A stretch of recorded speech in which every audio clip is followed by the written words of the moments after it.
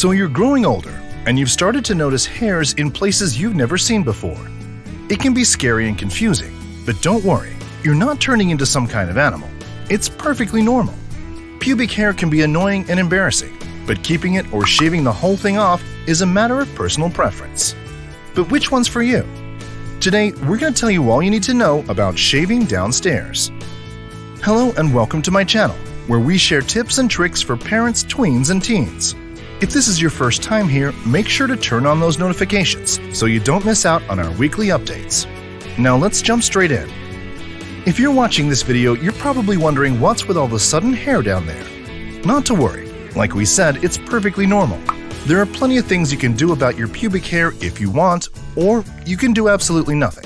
It's completely up to you. First of all, we're going to talk about why we have pubic hair and what purpose it serves.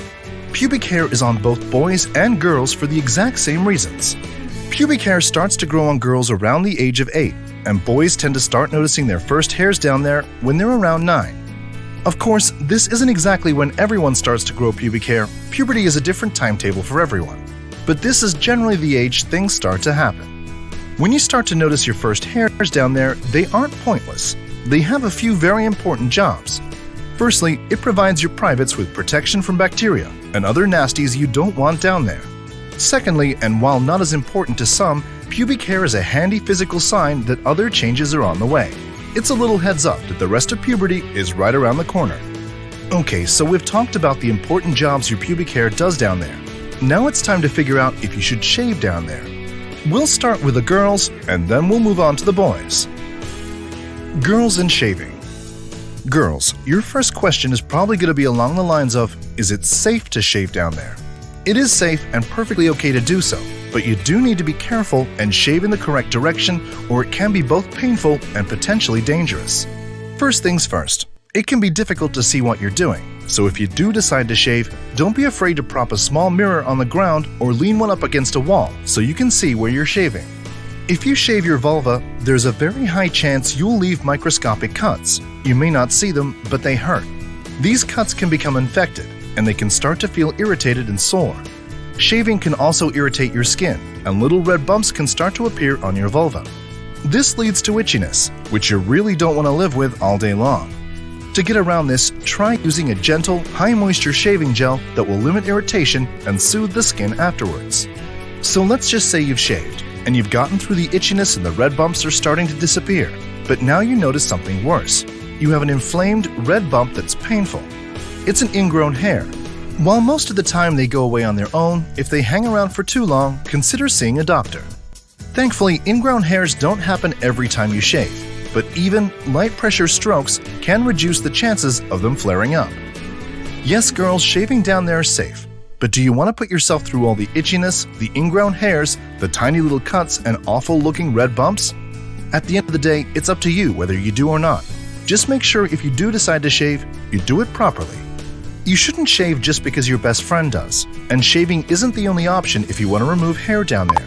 You can wax, you can use hair removal creams, or even get laser treatments that are semi-permanent. If you really don't like any hair down there, that's completely fine. Maybe try out a few different methods. You'll eventually find one that you like and doesn't irritate your skin. Boys and shaving. Okay, now we're on to the boys. First of all, we should tell you that you should never shave your downstairs region with the same razor you use on your face. It's super unhygienic for so many reasons. There's also another challenge. There are two distinct regions that need attention if you're thinking of shaving off your pubic hair. Just above the penis, the skin is taut and all the hair seems to follow the same grain.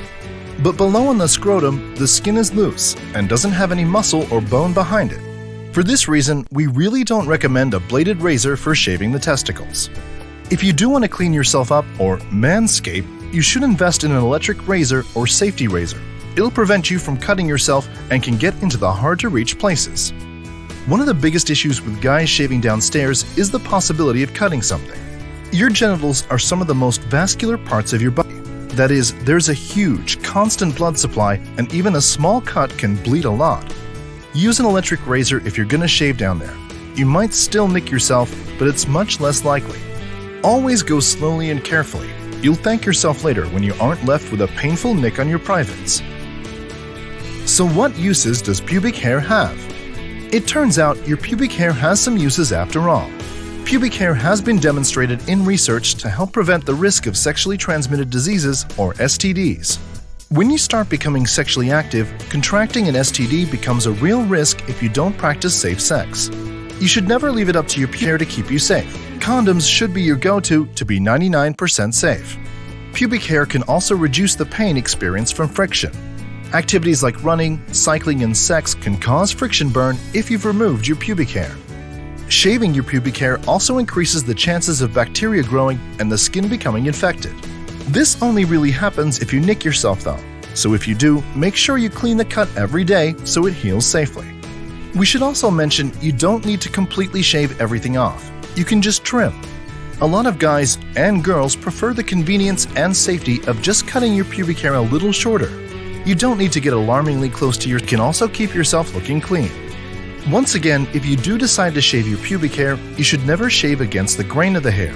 The area is a lot more sensitive than anywhere else on your body. Yes, you won't get a close shave, but you also won't get ingrown hairs. Just like girls, boys can get those pesky little red and inflamed bumps in their private areas that itch like crazy. As a final note, there is one positive from shaving being so popular these days. Doctors have noticed a decrease in the cases of pubic lice. Pubic lice are just like the lice you get on your head, only they inhabit downstairs instead of upstairs. Without pubic hair, the lice have no place to live, so they never latch on. Boys or girls, at the end of the day, you shouldn't worry about shaving down there if you aren't ready yet. It doesn't make a huge difference if you do or don't. You just need to be hygienic and careful if you are. There's no standard or normal when it comes to that area, so just go with whatever you're comfortable with. That's it for today's video. We hope you learned more about the risks and benefit of shaving downstairs for both boys and girls. If you found this video helpful, please click on the like button and share with anyone you may think can benefit from this information. And don't forget to leave us a comment. Until next time, thank you for watching.